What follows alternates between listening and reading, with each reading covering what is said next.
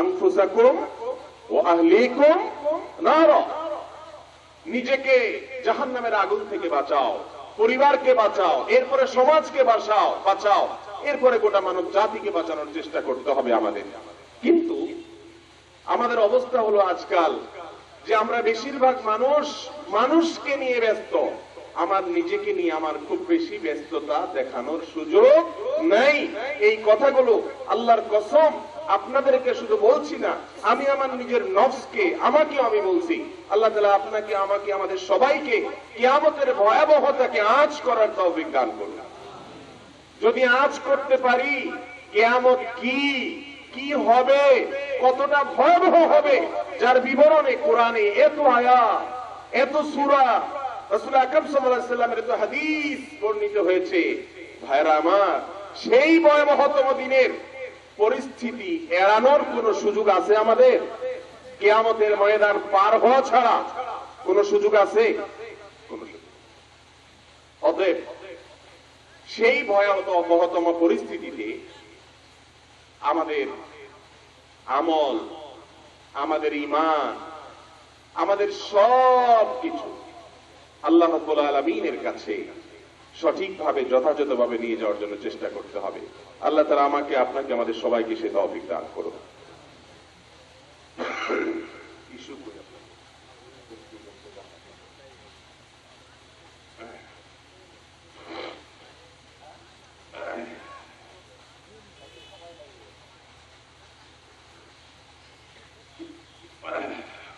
ভাইরা আমার, আমাদের দেশে তো আজকাল এমন এমন পীর আছে যে পীররা কিয়ামতের দিন হাতের ইশারায় সব মুরিদ পার করে দিবে। এরকম আছে না?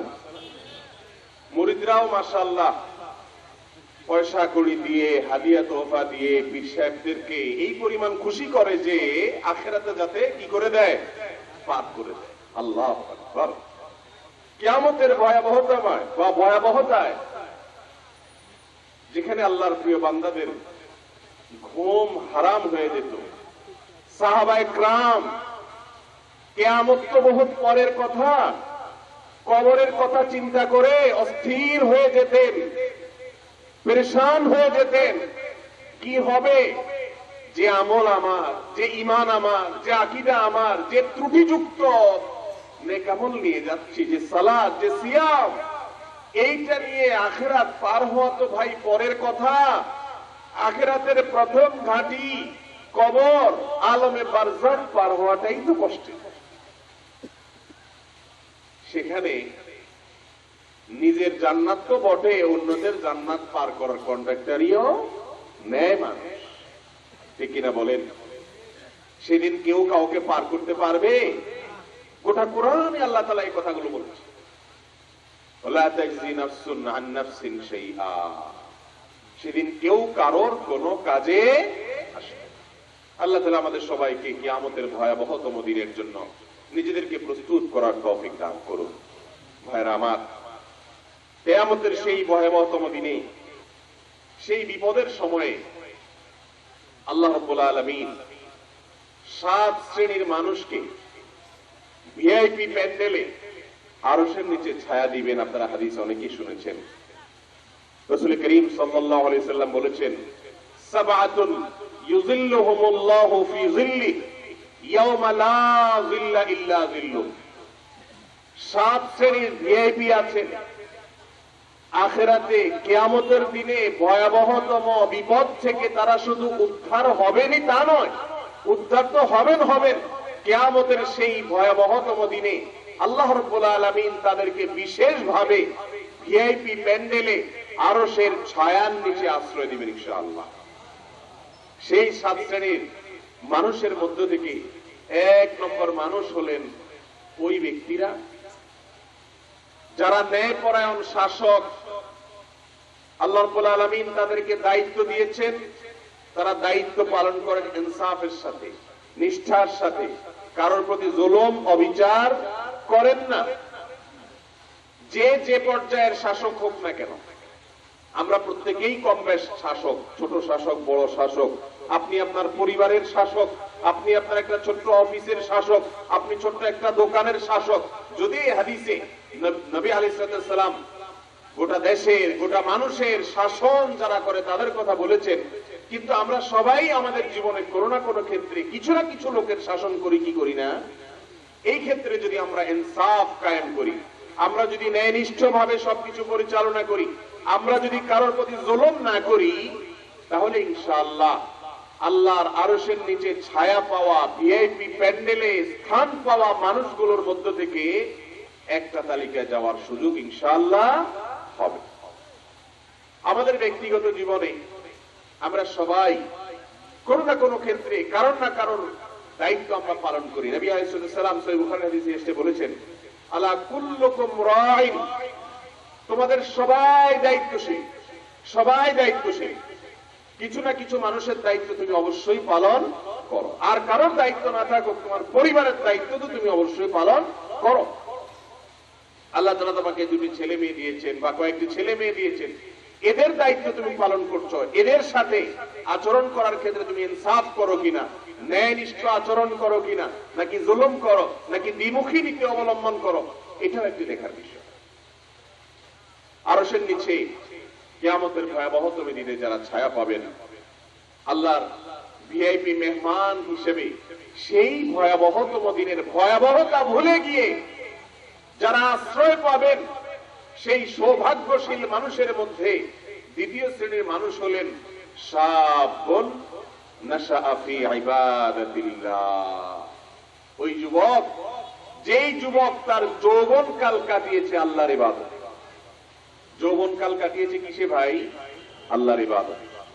যৌবনকালের ইবাদত এটা আল্লাহ রাব্বুল আলামিনের কাছে এত বেশি প্রিয়, এত বেশি প্রিয়, এত বেশি প্রিয় যে আল্লাহ রাব্বুল আলামিন বার্ধক্যে এসে বুড়ো বয়সে ইবাদত করলে এত খুশি হন না যত ইবাদত করলে খুশি হন যৌবনকালে, যুবক বয়সে যুবকরা ইবাদত করলে।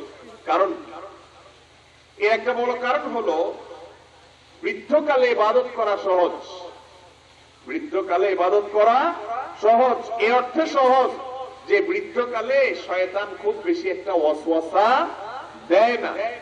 শয়তান জানে এই লোকটা বুড়ো হয়ে গেছে, এ এখন আর চোখের জেনা করার ক্ষমতাই নেই, সুদ ঘুষের কারবার করবে, 2 নম্বরই করবে, চাকরি নেই, রিটায়ারমেন্টে চলে গেছে, ঠিক না বেঠিক? খারাপ কাজ করার যোগ্যতাই অনেকখানি তার নেই। এর এই বয়সটা আল্লাহর কাছে তেমন কোন গুরুত্বপূর্ণ বয়স না। আর একজন যুবককে বিপদগামী করার জন্য, তাকে পথভ্রষ্ট করার জন্য, তাকে ধ্বংস করার জন্য শয়তানের সমস্ত জাল বিছানো থাকে, ঠিক না বেঠিক? ভাইরা আমার, সব যুগে দেখবেন, আমাদের এই যুগে আরো বেশি, যুবকদেরকে বিপদগামী করবার জন্য যত আয়োজন আছে,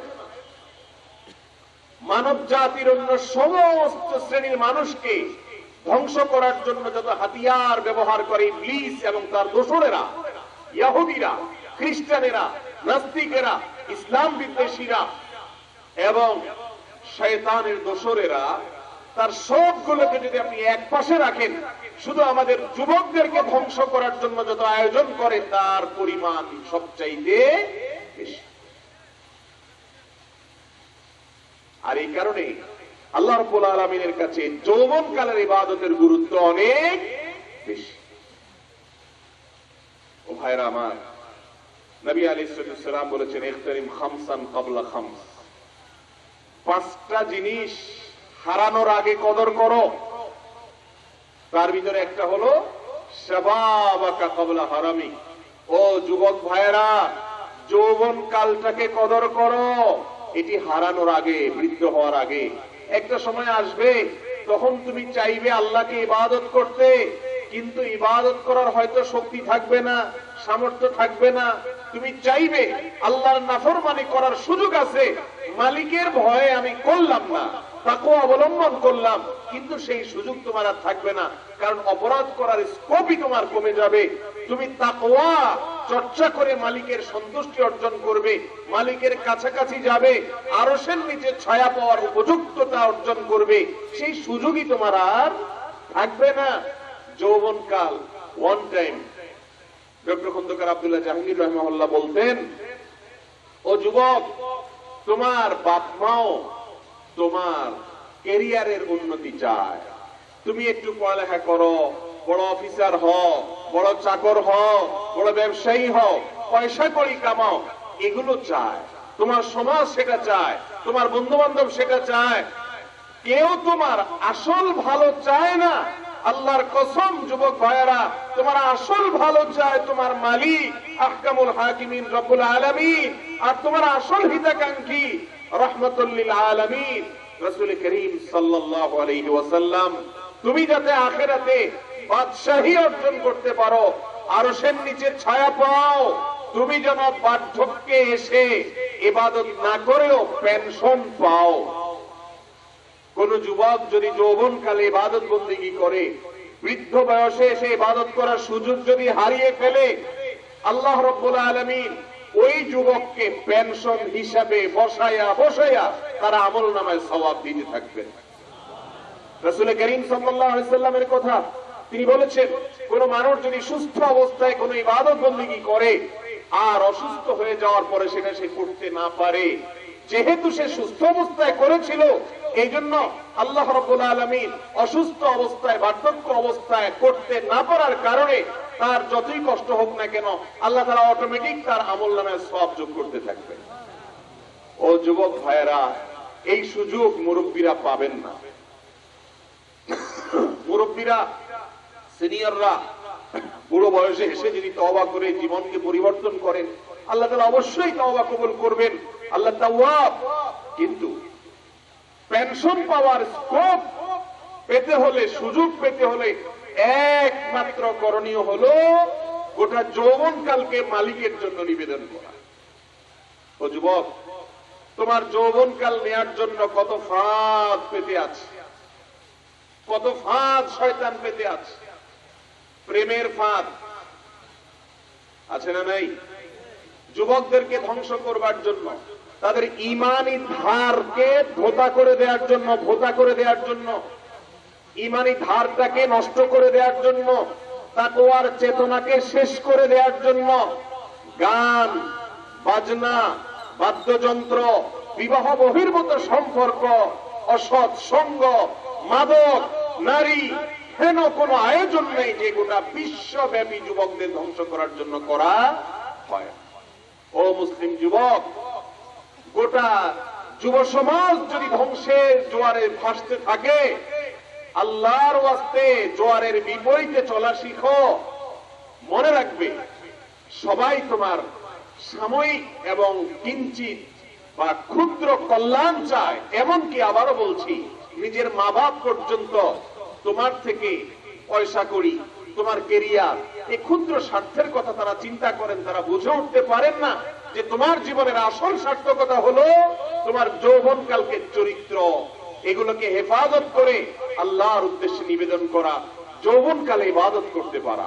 ভাইরা আমার, এই জন্য আরশের নিচে আল্লাহ তাআলার ভিআইপি মেহমান হওয়ার সুযোগ আছে যুব সমাজের, যদি আমরা আমাদের যৌবনকালকে হেফাজত করতে পারি।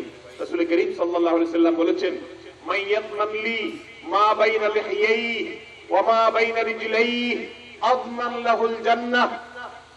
যে ব্যক্তি তার দুই চোয়ালের মধ্যবর্তী অঙ্গ অর্থাৎ মুখ আর দুই রানের মধ্যবর্তী অঙ্গ অর্থাৎ যৌনতা, এই দুটি বিষয়কে যে কন্ট্রোল করবে, আল্লাহ এবং তার রাসূলের বাতানো পথের বাইরে ব্যবহার করবে না, এই সংগ্রামে যে যুবক, যে মানুষ জয়ী হতে পারবে, নবী আলাইহিস সালাম বলেছেন, তার জান্নাতের দায়িত্ব আমি নিয়ে নিলাম।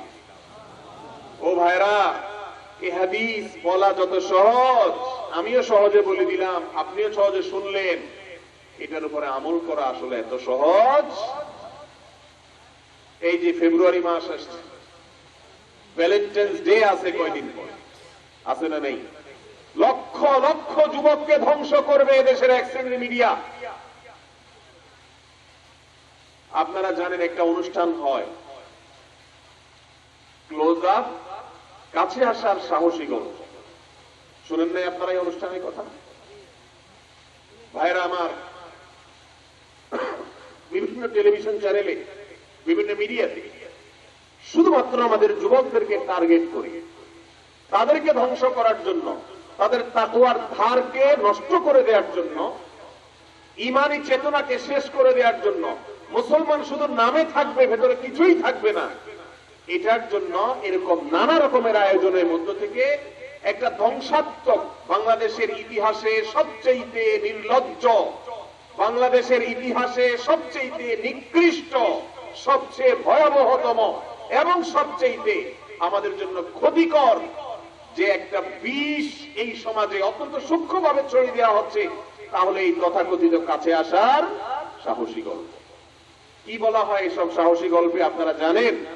কোন যুবক কোন মেয়ের সাথে কিভাবে অপকর্মে লিপ্ত হয়েছে, কোন যুবতী কোন যুবকের সাথে কিভাবে হারাম সম্পর্কে লিপ্ত হয়েছে, কিভাবে জিনা করেছে, এই নির্লজ্জ কাজকে আবার বিস্তারিত ব্যাখ্যা দিয়ে, বিবরণ দিয়ে, ঘটনা আকারে ওইটাকে জাতির সামনে তুলে ধরা, ওইটাকে আবার নাটকের মাধ্যমে উপস্থাপন করা, যুবকদের লজ্জা, শরম, হায়া এই সব কিছুকে শেষ করে দিয়ে মা বাবার অবদ্ধতার পথে নিয়ে যাওয়া, আত্মহত্যার পথে নিয়ে যাওয়া, তাদের জীবনকে শেষ করে ফেলানো, ক্যারিয়ারকে শেষ করে ফেলানো, শিক্ষা জীবনকে শেষ করে ফেলানো, ঈমান আমলকে শেষ করে ফেলানো, এরকম একটা চক্রান্ত নিয়ে এই আয়োজন গত কয়েক বছর ধরে আমাদের দেশে চলে আসছে।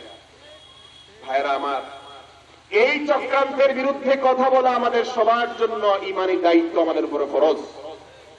আমাদের কথা বলতে হবে। আমি যদি না বলি আজ আমার ছেলে নষ্ট হবে, মেয়ে নষ্ট হবে, আনুষ্কা বিহান নষ্ট হয়েছে, কত আনুষ্কা বিহান নষ্ট হবে, ঘরে ঘরে যুব সমাজ শেষ হয়ে যাবে। এই দেশে অসামাজিক কার্যকলাপ করতে মানুষের ভয় হয়, লজ্জা হয়, অন্তত কমপক্ষে অপরাধ বোধটা জাগে যে আমি একটা খারাপ কাজ করছি, বিবাহ বহির্ভূত সম্পর্ক করছি, লুকিয়ে ছাপিয়ে করে। আর এই তথাকথিত কাছে আসার সাহসী গল্পের মতো অনুষ্ঠানের মাধ্যমে সেগুলোকে বুক ফুলিয়ে টেলিভিশনের সেটের সামনে এসে, ক্যামেরার সামনে এসে, ফেসবুকে এসে, রেডিও বিভিন্ন প্রোগ্রামের মাধ্যমে বুক ফুলিয়ে বলা শিখায় যুবকদেরকে যে কিভাবে তুমি প্রথম কাছে গিয়েছ, জেনা করেছ, কিভাবে তোমার ভয় কেটিয়েছ, কিভাবে তথাকথিত সাহস দেখিয়েছে। এটা বলে সাহস। ভাইরা আমার, এটা বলে সাহস। হারাম কাজ করতে পারা এটা কি সাহস না দুঃসাহস? হারাম কাজের দিকে অগ্রসর হওয়া এটা সাহসিকতা না নির্লজ্জতা? নির্লজ্জতার প্রতিযোগিতা হচ্ছে, অশ্লীলতার প্রতিযোগিতা হচ্ছে, শুধুমাত্র আমাদের যুব সমাজকে ধ্বংস করার জন্য। এই সমস্ত মাল্টিন্যাশনাল কোম্পানিগুলো, ইউনিলিভার, যারা ব্যবসা করছে এই দেশে এসে, ইহুদি খ্রিস্টানরা, সেই ইহুদিবাদীরা এদেশ থেকে ব্যবসা করে পয়সা করে নিয়ে যাচ্ছে, পাশাপাশি আমাদের ঈমানও নিয়ে যাচ্ছে। আপনি চিন্তা করুন, আজও পর্যন্ত এই সমস্ত প্রতিষ্ঠানকে আপনারা দেখবেন না কখনো যে একজন ছেলে বাবা মার সাথে রাগারাগি করে বাড়ি থেকে চলে গেছে, আবার সেই ছেলে কিভাবে বাবা মার কাছে আসছে, মাপ চেয়ে, ক্ষমা চেয়ে, তাদের পায়ে পড়ে কিভাবে আবার সংসারে ফিরে এসেছে, সেই কাছে আসার গল্প এই দুষ্টরা কখনো শোনাতে বলে না।